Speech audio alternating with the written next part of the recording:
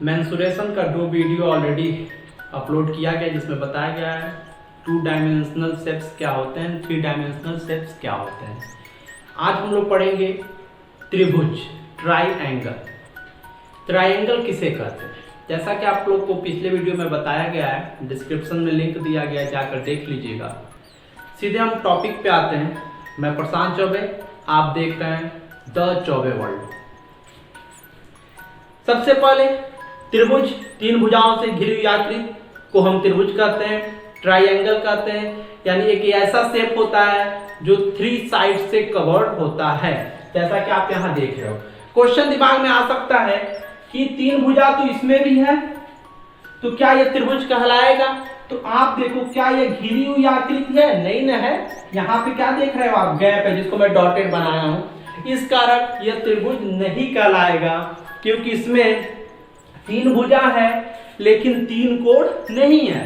त्रिभुज क्या कहता है?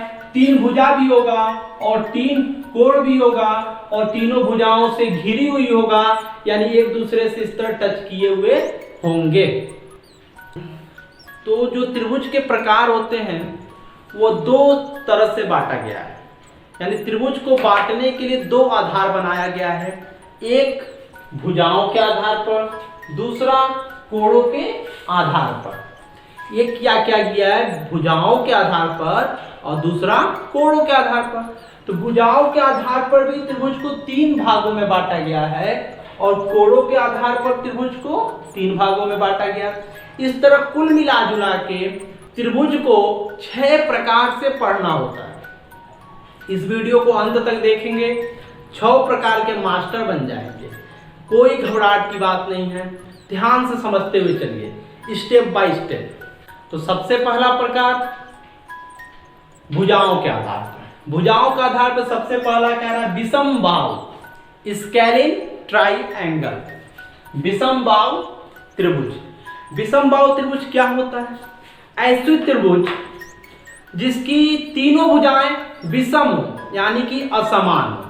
ऐसी त्रिभुज जिसकी तीनों भुजाएं असमान हो, इक्वल ना हो, उन त्रिभुज को हम विषम बाहु त्रिभुज कहते हैं। एक छोटा सा एग्जांपल देखिए। या आपके पास पहली भुजा हो गई, मान लीजिए 3, दूसरी हो गई 4 और तीसरी हो गई 7।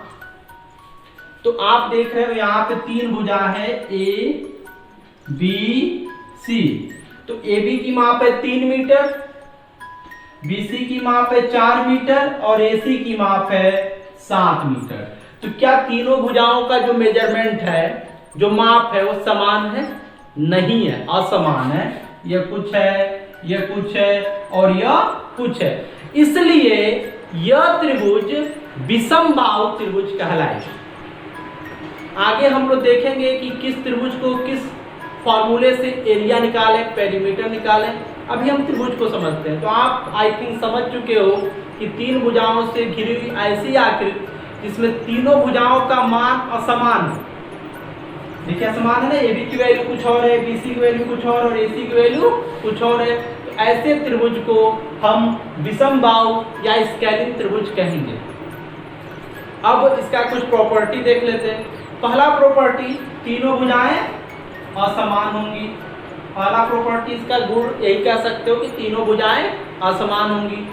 जो 3 कोण होंगे, किसी भी त्रिभुज में 3 कोण होते हैं, तो जो 3 कोण होंगे उन तीनों कोणों का मान भी असमान होगा। उन तीनों कोणों का मान भी असमान होगा, यानी न तीनों भुजा बराबर होंगे, न तीनों कोणों का मान बराबर होगा। उस संरचना को विषम बाहु या स्केलिन कहेंगे। क्लियर? कोई भी त्रिभुज हो, चाहे वो समबाहु त्रिभुज हो, समद्विबाहु त्रिभुज हो, न्यून कोण हो, अधिक कोण हो, समकोण हो, त्रिभुज के तीनों कोणों का योग हमेशा और हमेशा 180 अंश होता है। यानी त्रिभुज किसी भी प्रकार का होगा, यदि आपसे पूछता है, देखिए 3 चीज हमेशा के लिए याद कर लीजिए। कोई सा भी त्रिभुज है, कितनी भुजाएं होंगी? 3। कितने कोण होंगे? 3। इंग्लिश में कितने साइड्स होंगे? 3। एंगल कितने होंगे? 3। और तीनों एंगल का जो समेशन होगा वो हमेशा 180 डिग्री होगा, न उससे अधिक हो सकता न उससे कम हो सकता, हमेशा 180 डिग्री होगा। यानी इसके भी तीनों एंगल के जो समेशन होंगे वो कितने होंगे, 180 डिग्री होंगे। अब हम लोग दूसरा देखेंगे समद्विभाव। जैसा कि नाम से ही स्पष्ट है, समद्विभाव यानी दो भुजा बराबर होंगे। कितने भुजा बराबर होंगे, दो भुजा बराबर होंगे। ऐसे त्रिभुज को ही हम समद्विभाव त्रिभुज कहेंगे या आइसोस्केल्स कहेंगे। क्या होगा जरा देखिए, एक भुजा ये बना लीजिए, ये बना लीजिए, दोनों आपस में बराबर होंगे, और जो तीसरा होगा यानी जो तीसरी भुजा होगी वो असमान होगी। वो क्या होगी, असमान होगी। यदि मैं नाम देता हूं ए बी सी, तो ए सी इक्वल टू बी सी, देखिएगा ध्यान से, ए सी इक्वल टू बी सी, यानी ए सी और बी सी की वैल्यू बराबर होगी, और ए बी जो होगा वो असमान होगा। इसमें क्या होता है, बड़े ध्यान से समझिएगा, जो ये तीसरी भुजा है, जो ये तीसरी भुजा जो असमान है उससे दो कोण बनेंगे। ध्यान दीजिए, जो तीसरी असमान भुजा होगी उससे कितने कोण बनेंगे, दो कोण बनेंगे। इन दोनों कोणों का मान हमेशा समान होगा। इन दोनों कोणों का मान हमेशा क्या होगा, समान होगा। क्लियर।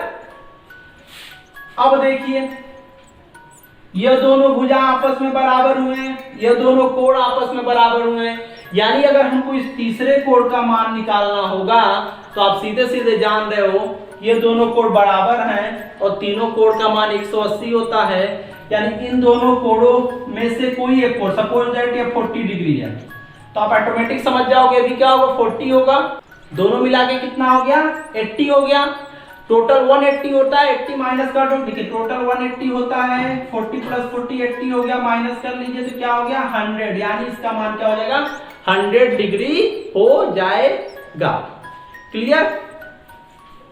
तो यह प्रॉपर्टी था समद्विबाहु त्रिभुज का। इंपॉर्टेंट क्या होता है इसमें, इंपॉर्टेंट यह होता है कि आप इसको याद करिए, जो तीसरी असमान भुजा है उससे लगा हुआ दो कोण होगा, वो दोनों कोण आपस में समान होगा। अब थर्ड वाले पे आ जाइए, समबाहु। कहता है ऐसा त्रिभुज जिसके सारे भुजाएं बराबर हो, इक्विलैटरल हो, सारे भुजाएं बराबर हो, कोई असमान ना हो। फॉर एग्जाम्पल आपने एक ट्रायंगल बनाया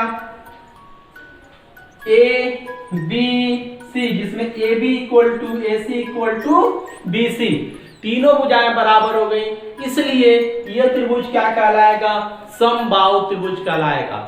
इसमें बड़ा इंपॉर्टेंट प्रॉपर्टी होगा कि यह भी जो तीनों कोण होंगे वो आपस में क्या होंगे, बराबर होंगे।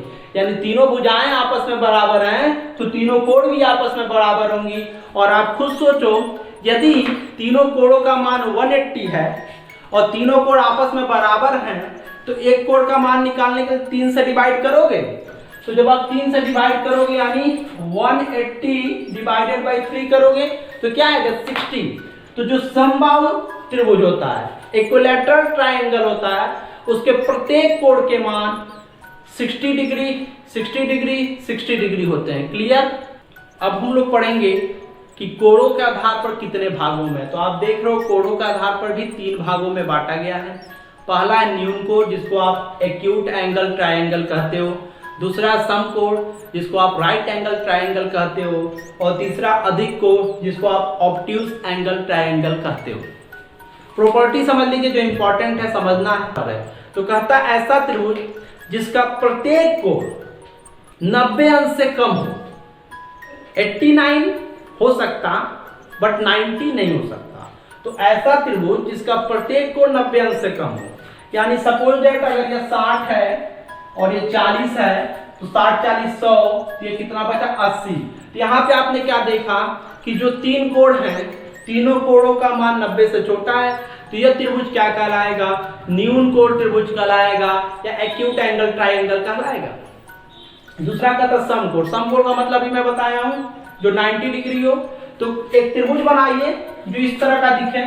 एक त्रिभुज मैंने बनाया, उसमें आप देख रहे हो यह वाली जो एंगल है वो 90 डिग्री है। तो कहता है ऐसा त्रिभुज जिसमें कोई एक कोण 90 अंशों से समकोण त्रिभुज कहते हैं। बहुत बार आप क्या कह देते हो, जैसे इसको आपने बोला तीनों कोण 90 से छोटा हो, तो आप कभी काल क्या बोल देते हो कि समकोण त्रिभुज वो त्रिभुज होता है जिसके प्रत्येक कोण 90 अंश हो। तो क्या ये पॉसिबल है? नहीं पॉसिबल है। क्यों? क्योंकि तीनों कोणों का योग हमेशा 180 ही होगा। अगर आप तीनों 90 करोगे तो 270 हो जाएगा, तो कैसे पॉसिबल है? नहीं है। तो आप क्या बोलोगे जब इन दोनों डिफिनीशन को बोलोगे, तो थोड़ा सा ध्यान करना है कि ऐसे त्रिभुज, ऐसे ट्राइंगल जिसके 3 कोण में से कोई एक कोण 90 अंश का हो, यानी 3 एंगल जो है, 3 एंगल जो, उसमें से कोई एक एंगल 90 डिग्री का हो, तो वो त्रिभुज समकोण त्रिभुज कहलाता है। क्लियर? इसके भी कुछ प्रॉपर्टीज हैं। इसका मेन प्रॉपर्टीज क्या है कि इसको हम पाइथागोरस थ्योरम लगाते हैं, इस पे पाइथागोरस प्रमेय लगाते हैं, जिसको बहुत जगह यूज हम लोग करते हैं। तो जब इस ट्राइंगल को लेकर चलूंगा मैं डिटेल में, तो आपको क्लियर कर दूंगा ताकि आपके हर एग्जाम्स में क्लियर हो जाए। यहाँ पे भी कुछ समझिए, जो 90 डिग्री वाला कोण है, यानी समकोण वाला जो कोण है, उसके सामने की जो भुजा होती है उसको हाइपोटेन्यूस या कर्ण कहते हैं, और इसमें से एक को बेस कहते हैं और एक को परपेंडिकुलर कह सकते हो, लंब कह सकते हो, यानी लंब आधार कर्ण। इस पाइथागोरस प्रमेय को मैं पूरा डिटेल में बताऊंगा। चैनल को सब्सक्राइब करके हमेशा वीडियो को देखते रहिए। मैं ये नहीं कहता हूं कि अभी इस चैनल पे पूरा आपको कोर्स मिल रहा है, और जो भी वीडियो मिलेगा आपके काम का मिलेगा, आपके एग्जाम में पूछे जाएंगे। आगे 2 महीने 4 महीने बाद आप देखोगे द चौबे वर्ल्ड पे आप कंप्लीट सिलेबस पाओगे, मैथ्स, रीजनिंग, और हर एक क्वेश्चन को कॉन्सेप्ट और ट्रिक दोनों के साथ लगाने का कोशिश किया जाएगा, और आपको गवर्नमेंट जॉब जरूर मिलेगा, ये मेरा आपसे वादा है। अब हम यहां आ जाते हैं। समकोण त्रिभुज कहता है ऐसा त्रिभुज जिसके 3 कोण में से एक कोण 90 अंश समकोण त्रिभुज कहलाता। और ऐसा त्रिभुज, ध्यान दीजिएगा जहां बना रहा हूं, ऐसा त्रिभुज जिसमें आप खुद बोलोगे कि जो त्रिभुज बना है इसमें कोई एक कोण 90 अंश का दिख रहा है, इससे मिलाओ, तो आप कहोगे नहीं दिख रहा है। आप कमेंट भी कर सकते हैं, आपका कोई डाउट हो भी कमेंट करिए।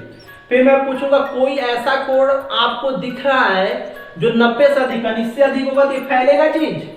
अगर मैं इससे अधिक कोई चीज कर रहा हूं तो ये फैलेगा कि नहीं फैलेगा? तो इस तरह का दिख रहा, तो आप कहोगे हाँ दिख रहा है। तो कहता है ऐसा त्रिभुज जिसका एक कोण, तीनों कोण नहीं, जिसका एक कोण 90 अंश से अधिक हो और बाकी 2 कोण ऑटोमेटिक 90 से छोटे हो जाएंगे। तो ऐसा त्रिभुज जिसका एक कोण 90 अंश से अधिक हो, उस त्रिभुज को ऑब्ट्यूस एंगल ट्राइंगल या अधिक कोण त्रिभुज कहते हैं। तो जल्दी से चैनल को सब्सक्राइब कर दीजिए, वीडियो को शेयर कर दीजिए और थम्स अप कर दीजिए ताकि लाइक हो जाए और चैनल आगे बढ़ जाए। अगले वीडियो में डायरेक्ट क्वेश्चंस लेके आएंगे हर एक ट्राइंगल के आधारित, और वहां देखेंगे क्या फॉर्मूला होता है किसी भी ट्राइंगल का क्षेत्रफल निकालने का। Thank you.